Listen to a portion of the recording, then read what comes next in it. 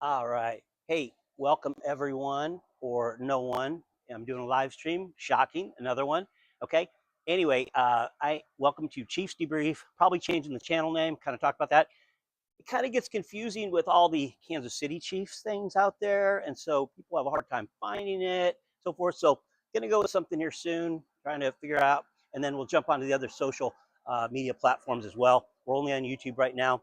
So anyway, beautiful night. Hopefully you can hear me right. We're outside. I'd love to do it. Beautiful out here, Tulsa, Oklahoma. Welcome everyone else. So tonight is going to be a fun one. I've been really excited about this. I'll tell you a little story. Last night I would have definitely been doing one. As a matter of fact, I did do one. But like I told you guys before, a little bit on the technical part, I'm not that great. Okay. So if anybody wants that free job of helping me technically editing, so whatever, you can have it. Anyway, so I did do it last night, and I did this particular one that I'm doing tonight, and I went through the entire part, and of course I went long. I was long-winded, and like 30 minutes because I'm really passionate about this one that you'll see tonight, and it didn't go. And let me tell you, so it's not as easy as just going onto YouTube. I don't know why YouTube doesn't have this. Love you, YouTube, but why I can't do a reactionary video, meaning having that up there with me at the same time on YouTube, it doesn't work. So I have to go through Detail app or something else, and then Detail will only do a couple different ones. So I can't see your comments. That's the worst part, I want to tell you. So if you think I'm not responding to you during that, it's because I can't see it. I would literally have to have another computer over here watching that part, and I'm bad enough just with one. Okay, so I'm going to be doing that soon, to where when I'm join this other service, I'll be able to have all of the social media platforms funnel all into one, and I'll be able to go through comments as I can during that part. But if you've seen so far, I think I'm pretty good about going into the comments. If you leave comments after or so on and so forth, I get in there and I like to respond. I appreciate you guys so much. I said it the other night. I really appreciate. I went over over 100 subscribers. All you guys have hundreds of thousands and millions, but that means a great deal to me. And just seeing that people are actually in there and responding and giving me feedback and comments and so forth, wonderful. That's what I wanted for this channel. I want this channel to grow, and I want us, not me, us to be able to go and do the right thing. And like I said, this channel, just so I repeat these few things here, 35 years, by the way, as a police officer, recently retired, worked in major metropolitan Kansas City, Missouri Police Department, big city, feds for a while, and spent the last 18 years as a chief of police in departments up into 100 officers, suburb of Tulsa, Oklahoma, for about 11 years there. So that's my background. I'm also considered a use of force expert, and I toss this in to say, hey, look at me, but I say it for credibility wise, folks. There's a lot of people out there that are critiquing these use of force incidents and so forth. And even worse than that, there's a lot of these chiefs that are trying to sell us and the citizens of their community on that when he says or she says that it's right and it's okay, we should just take them at their word and do that. Well, that's problematic. Okay. So what I do, and I've done it, I've testified on behalf of officers, I've testified against officers, $1 million verdicts, and I'll tell you some of those cases as we go along. I think those are important. Okay. Just so you know who I am, I keep saying this. I call balls and strikes. That's what I do.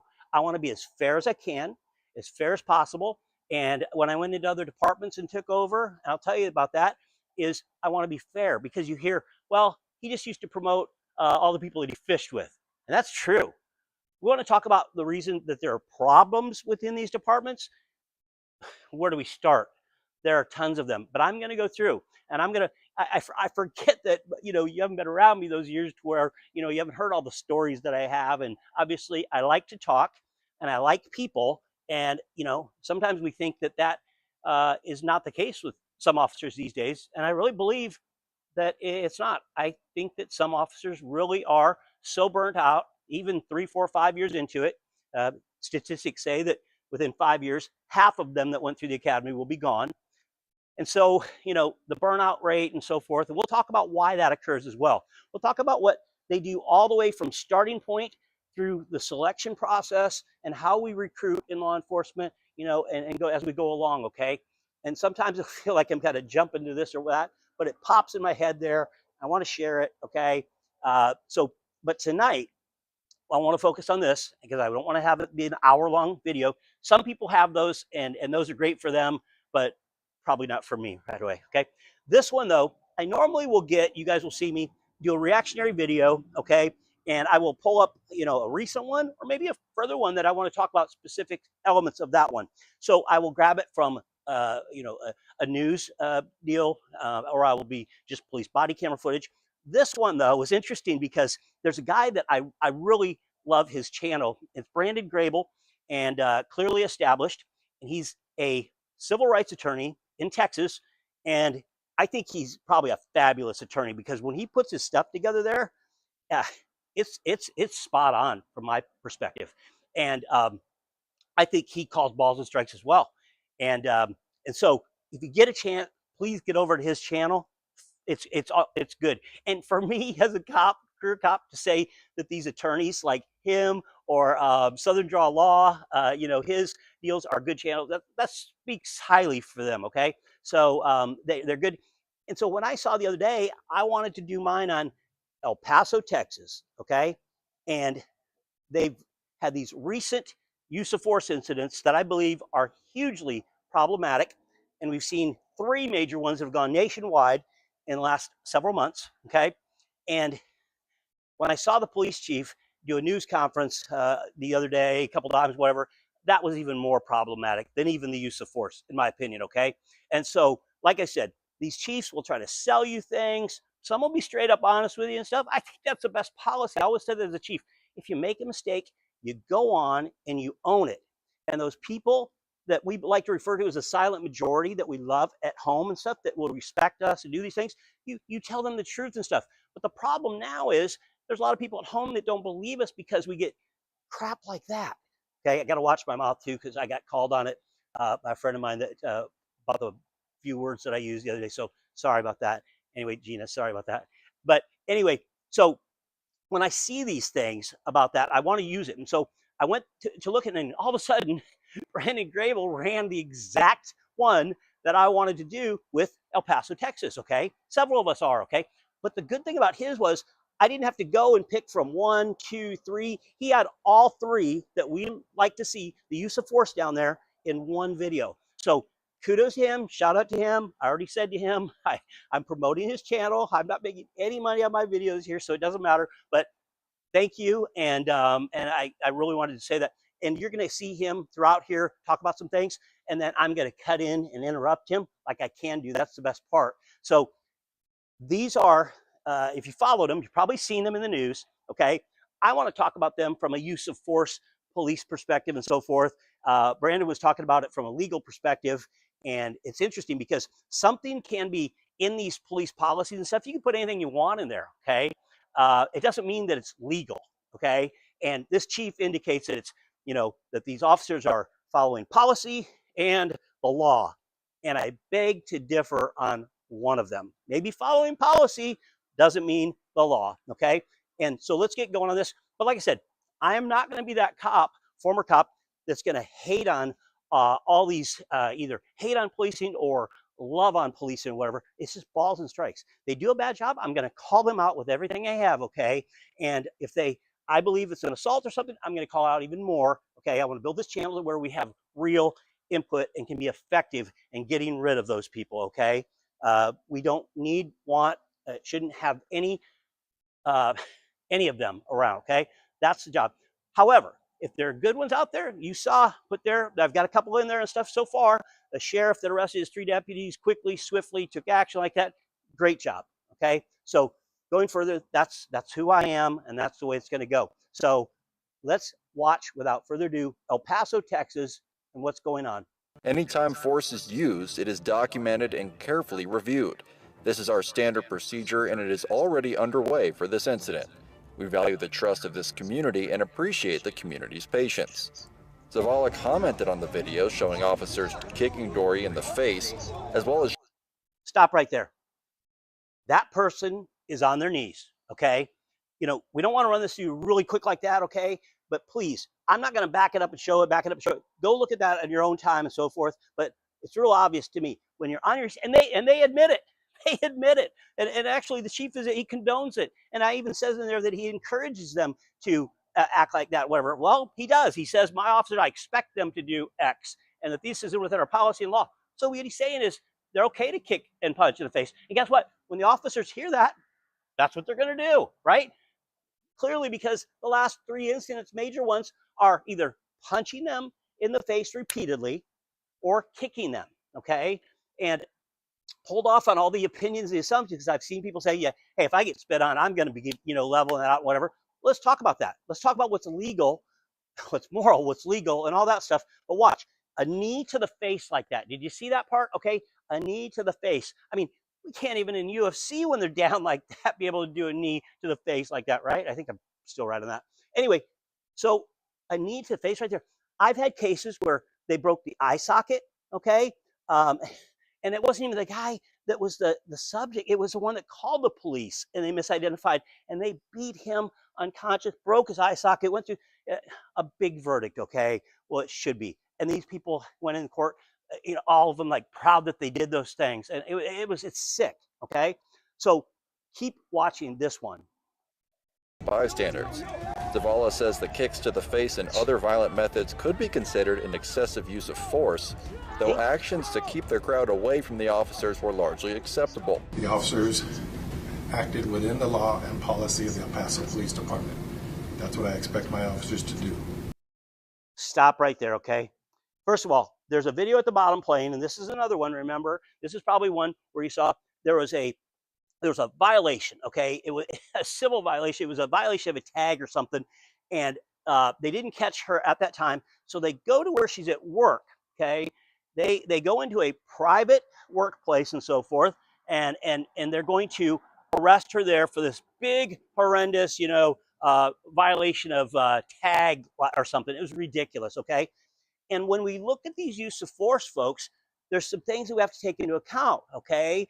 Graham versus Connor and so forth talks about the objective reasonableness of the use of force, meaning we look at certain things. What is the level of the violation? Is it that he knocked off a quick trip and he's armed? Or is it that he or she had a tail light out, okay? Something like that. And we've seen some of those that I'll be showing escalate to huge ones. And the cops are saying, oh, it was this person that did it, and he escalated. And we're going to walk through those things. And I'm going to be really honest, saying, maybe you shouldn't have said this. Maybe they shouldn't have done that. We're dealing with these fragile egos, which we are, okay? And I'm just saying it. I have a lot of great cop friends, okay? But they still admit fragile egos. That's what a lot of this is. It just is, okay? But I always, and you'll hear me say this repeatedly, I always ask, and I would ask the chief that just said this, that I don't even get it. I don't know who he is, how long he's been a chief, but to be a chief of the El Paso, Texas Police, it's a big department, folks, okay? I would expect him or her to come on. Even if it's within their policy, and I don't doubt that. And as a matter of fact, I've seen that it says in there about punching, using hands and feet and so forth.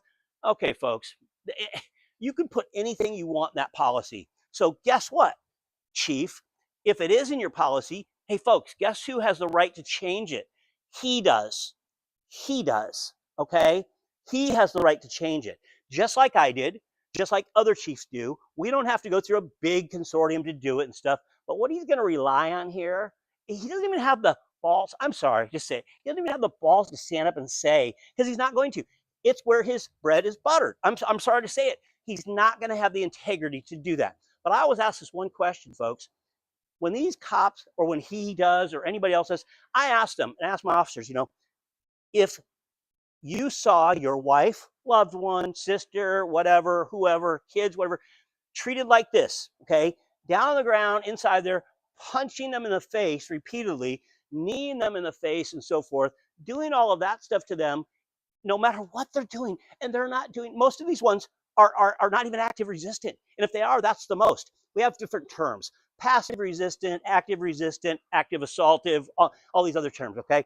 You just need to know that when they're down there like that and they're not doing anything, those strikes, this area, the face, the head, the eye, and everything, that's a red area, okay? Meaning in the academies, and I went through several, okay? 1 6-month in Kansas City, another 4-month over here, another 3 months, a lot of those, okay? And like I said, use of force expert in several states in courts. the bottom line is, he might say that it's within policy, but Brandon Grable, the good attorney he is right here, says, oh, okay, perfect, okay? They're following your orders, and now here you're standing there condoning it. You're saying he expects his people to do these things. He says in another clip that he expects them, when they get, resistant or whatever, he expects them to, they need to meet that force or that resist with force and overwhelming. And like I said, if it were his wife or his daughter, whoever, would he still feel the same way? That's the big test, folks. That's the big red line right there. What would you think about it? Okay. And I'm going to show you one that's clear cut, because the ones back there on your knees and getting kneed in the face when he was doing nothing, he was standing there on knees. I don't have to see very much of that to know that that knee to the face is ridiculous. And I guarantee you, in a court going forward, they'll pay for that. They'll pay big time for that. Okay. So continue to watch how these go. And then I get to another one, I'll say something here. The investigation was done by Internal Affairs. Use of force discipline review board was conducted yesterday, made up of 6 civilians from the public and 6 members of the El Paso Police Department, and they found the actions of the officers in policy. Stop. Brandon Grable's going to come in here in a second, okay? I'm going to let you hear from him. Much smarter than me, I'm sure. But the bottom line is, he said a couple things that we need to pick up on, okay? He said, because he wants to sell you, okay, the citizens of El Paso. He wants to sell you the city council, the mayor, because I'm sure he was getting some heat over this thing, okay? So you see him. He's spitting this out, but he's barely even able to get it out, okay? I watch body language and intuitive type things like that for a living. I interviewed, investigated for a living, 35 years. I can see he doesn't believe this was right for 1 second. He doesn't.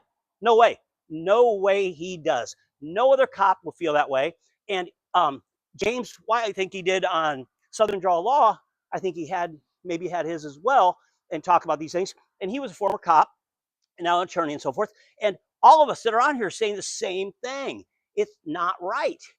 We were never taught in my academy, okay? I had a great academy, some great, departments and stuff. Never taught to punch people in the face. First of all, from the officer's perspective, you can break your hand very easily, okay? Not to mention, obviously, hurt the person a lot, okay? A great deal, because the head was off. The head was off limits, just like other things to do, because it can be looked at as a lethal force area. I had one the other day, if you saw it, where the cop picks up the guy in Walmart and body slams him on his head and face and so forth. I don't know what his damages were, but the chief comes out in that one, Lovejoy, Georgia, and says, oh, it's fine. Had another department look at it, blah, blah, blah. It's BS, okay? Now they're starting to get other departments to look at it and say, oh, yeah, my internal affairs did it, but I had somebody else to say it. Who cares? Doesn't matter. Now he's telling you, though, here's the deal. He's telling you that his internal affairs looked at it, okay, and that they found it within policy, and then he has a use of force review board, okay? Check this out. He has a review board comprised of 6 citizens and 6 El Paso officers. I would love to know who those citizens are, because I guarantee you, I've seen this before, I almost guarantee you, okay, that they have great ties to law enforcement, that they're on there. They are picked for a reason. I'd love to know the selection process, okay? And do you think those 6 are going to sit in there knowing that these other 6 cops are out and about, and if they have a drink and if they're driving, you want to be friends with those cops, right? You don't want to be the people that said, no, that wasn't right. Okay, sorry. It's crap. He's trying to sell you a load of crap, okay? And the whole thing of like, I don't know, I got all kinds of sayings like that. Yeah, pee down my back, tell me it's raining kind of thing, whatever. And the bottom line is, this is absurd, okay? We don't have to be experts in use of force to know it's wrong what they're doing. And I'll go one step further. Let's just say, okay, we'll give it, sure, it's absolutely fine for you to punch him in the face and so forth. When is that okay then? When is it okay? And for him to say that that board said it was within policy and that they used reasonable force, I got news for you. Hey, Chief, they don't make that call. They make a recommendation to you. You got to put on your big boy pants and your uniform, okay, and make the decision, okay? And guess what? there are lots of, that Brandon Grable's going to point out in a second, lots of times over the years where that committee or whoever, they'd sustain something once in a rare while, and they'd say 80-hour suspension. And then the chief almost all the time, because he's dealing with the union and he wants to keep them appeased. He doesn't want any friction there, okay? And so these guys are just paper, it's just crazy. And so what they do is they take that 80 hours and then they, you know, the union says, oh, come on, chief, and he'll reduce it down to 40. Or we'll take one of 12 and reduce it down to 5. And then they'll just give back their hours here. They'll go work in overtime. Nothing's even lost. Nothing. And Brandon Grable will tell you about all of these incidents, looking at the numbers over the years, and to see hundreds of these complaints and stuff. And if any of them were sustained, very few of them. And how many people were ever terminated for that? 0. Okay. I've terminated people from my smaller departments. Okay. I've arrested the assistant chief. I've terminated other people for, for a lot less than this stuff. But let's continue. I apologize. I'm a little bit fired up about this when I see these people doing what they're doing. Watch this one, though. The woman right here has been identified as Regina Viramontes. She is facing several charges, including possession of marijuana, harassment of a public servant, resisting arrest, and evading arrest. Okay, right here's where we're watching, okay, folks? Now, people said, how did that officer go from short arm sleeves to long ones? It's a second, there's 3 officers there. One female steps in as they're walking outside. What allegedly happened, and we can't see this, so we got to go from what she's saying. And I'll just say, I'll believe the cop here, but guess what? So they get outside and they say that the woman turned and spit on the officer, okay? And I get it. I've heard all the comments, seen all the comments, I've read all the comments where people said, if they spit on me, I don't care, you're getting this. Okay, folks, but keep in mind, we are not judge, jury, executioner. I try to hire cops that can rise above that stuff, okay? Yes, we're all human. We might, hold the wrist lock a little too long or something. We might do something like that. But once again, punching in the face, even if your department's allowing it, here's what they don't allow, okay? And this is why I wonder how the chief's gonna get out of this. It's because they creative right. Sorry about that. It's a Saturday night in Tulsa, Oklahoma, and complete with sound effects. So what they do, though, is they do the creative writing, internal affairs, and so forth. They know where the chief wants to be on these things. They know how it goes and stuff. That's how it is. And so anyway, the problem is on this one, even if the person spit, okay, that spit was over with, okay? Spit was over with. Now, if somebody was biting, and they're holding on, would that person have a right to, do something to get them off of their arm, whatever? Absolutely. During the time of the offense. The problem is here, folks, when this person spits, that officer, as you see, pow, pow. It's like Ronda Rousey. It's like UFC punching and stuff. This little, like, boom, boom, like 4 or 5 of those. I mean, it's incredible. You cannot do that legally. So for the chief to say, hopefully I'm not referring to this one, but saying that within policy and the law. Well, chief, not within law. That's an assault. When you take it too far, okay, I'm just being honest. I'm not balls and strikes. When you take it too far, at that point, if you can't do it, then don't be a cop. Because we get spit. I've had stuff like that. I'll tell you stories about that stuff. But I didn't turn around and start punching them in the face, okay?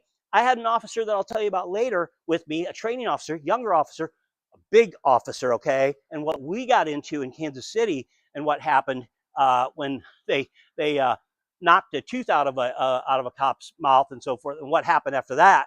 But these cops, like this one in the back here that's doing nothing, 0, you don't see him jumping in, so he doesn't obviously see it as anything big. But worse than that, he doesn't stop this officer from doing it. He could have stopped the 2nd, 3rd, 4th, 5th punch. And when this officer did all of those, I guarantee you, if they get any discipline at all from this department, it's going to be like nothing, okay? I would have moved to terminate. I would have given it to a criminal investigative agency to look at first before I took it on the civil side, the administrative side. And I don't care what anybody says, it's the right move, okay? And then I would look at it that way. And if my detectives came back with something horse crap, whatever, I'd give it back to them and say, try again, okay? Because you missed these things in here. Conveniently, just like I saw the other day, an officer, I think it was El Paso too, where they wrote the report and Lo and behold, though, they wrote everything about what they did to them, but they never mentioned the officer punching and punching and punching. Why? If it's okay, why aren't we mentioning it? I don't get that. It doesn't make any sense. So continue on, and we'll get Brandon in this thing here in a second. Was granted personal recognizance bonds during a recent hearing. So what led up to that moment? This is what we know. So her defense attorney says that the incident began with a traffic stop over a missing license plate.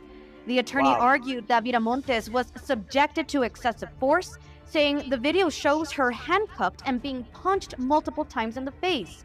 He also claims officers followed her into a private business without a warrant after initially failing to make contact. The attorneys say Viramontes entered the business, declined to provide identification, and was then Unbelievable, though. That second officer there, I would charge that person as well with a policy violation and stuff. Failure to interject, okay? Did we not learn anything from, the times of, killing people? And, I mean, it hasn't been that long ago, Minnesota, other places and so forth, of sitting too long on their back, doing these things and so forth. Even if they're allowed to, they're not allowed to keep punching and punching. That's the problem, folks. That's the problem, But obviously, why are they doing it? Because they can. Because the chief stood up there and says, I expect it from my officers to follow policy and procedures like this. So, these are policy and procedures you expect you to follow. Hey, take the gloves off, man. Go. I mean, even in Ultimate Fighting, we get some padding and stuff, right? But no, here we go. And this guy doesn't intervene at all. Horrible. Anyway, I don't want to keep him too much longer, but continue for a minute. to the ground and handcuffed by officers. 3 videos, 3 arrests, roughly 7 months apart. One police chief who, on camera, told the public he supports the punch you just saw. If you watch these and you asked, how does this keep happening? I'm going to show you the answer. And it isn't the officers. Well, it is the officers. But what the officers are doing is exactly what the system is telling them is okay. The system is the story. I'm Brandon Grable, Texas civil rights attorney. All right, guys, I am going to fast forward a little bit here. Nothing against him. Please go to his channel, check it out. But I want to go toward the top, and I want to, because this is the main thing that I wanted to talk about was just this, okay? So you've seen those. If you want to go back and watch them, fine. I just don't want to keep going too long about this thing, okay? Because I'll cover kind of some of this stuff in other videos. But I want to get down to the basics, starting from scratch. Some of these videos coming up, let me know in the comments, too, what you guys would like to see me talk about in topics, okay? I want to talk about stuff that I forget. That a lot of people obviously don't know this stuff, but I want to talk about stuff like the hiring process, okay? I want to talk about command staff and what our jobs are and how that how that goes about. I want to talk about unions. I want to talk about qualified immunity. I want to talk about a lot of things that I think, I have kind of a unique deal here, because a lot of people on the channel and so forth, channels can talk about, what happened there, but they don't have the knowledge of what happens, at the command level, at a chief's level, dealing with city managers, city councilors, what you can do that. You're trying to balance the citizens, the cops, and your bosses, and, which order those ones come to and so forth, right? We swear an oath to uphold the Constitution and to do these things. And I just can't believe, and I want to end this on this kind of note here. So I would love for that chief to say, when I put in there that, he encourages, he condones, whatever words you want to say, he said those things, okay? He's done nothing with these people. And if you go to Brandon's and watch this other one, I think it'll actually pretty complement each other this way, is he's going to give you the numbers, and they're insane. They're insane.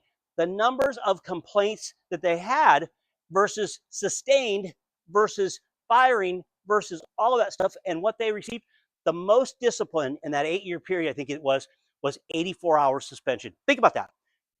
2 weeks suspended was the most any officer had. No terminations, no demotions, no anything. Oh my goodness. I mean, if you ask my people and stuff, I mean, demoted people, fired people, arrested people. I mean, because it happens. Not because I go looking for it, but you can't turn a blind eye to it. But this chief and a lot of other ones, they want to sleep on duty, they want to be retired on duty, 1 year repeated 30 times. Chief, time to hang it up. If you think that's all right to punch your citizens, kick your citizens in the face, it's absolutely sickening, appalling, and love to see the comments, guys and gals. Thank you again. Appreciate it. If you would do me a favor, though, like, share, subscribe. I appreciate it. We will get better, and we will be introducing, like I said, to where I can see the comments, also phone line and so forth. But please don't accept stuff like this, okay? And like I said, send me some good ones. Chiefsdebrief@gmail.com. I'm going to be changing it very soon. I'll let you know what it is very soon here. But I want people to be able to find it in a better fashion. So please stay safe. God bless, and I'll see you.